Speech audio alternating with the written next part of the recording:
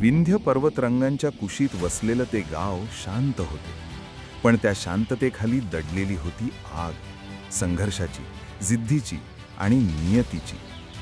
याच गावात राहत होता वीरादित्य, एक तरुण युवक, मजबूत बांधा, गंभीर डोळे आणि चेहऱ्यावर सतत विचारांची छाया. तो लोहाराचा मुलगा होता. त्याचे वडील राघव लोहार अजूनही रोज भट्टी पेटवत.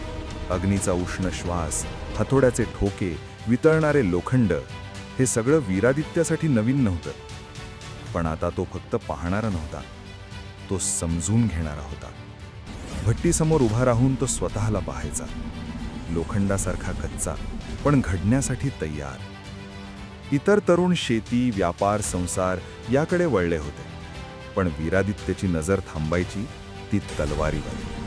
ती तलवार केवळ शस्त्र नव्हती, ती होती त्याच्या मनात पेटलेली अस्वस्थता.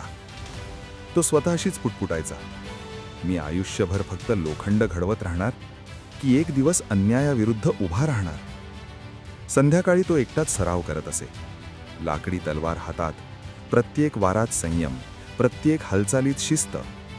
तो पडत नव्हता आता, पण थकत होता, आणि थकल्यावरही थांबत नव्हता. एका संध्याकाळी त्याची आई शारदा त्याच्याकडे पाहत म्हणाली, तुझ्या डोळ्यात शांतता नाही वीरादित्य, तू फक्त काम करत नाहीस, तू काहीतरी शोधतो आहेस. तो काही बोलला नाही, कारण शब्दांपेक्षा त्याच्या मनात एकच प्रश्न होता, मी फक्त लोहाराचा मुलगा राहणार की या अग्नीमधून घडलेला योद्धा बनणार.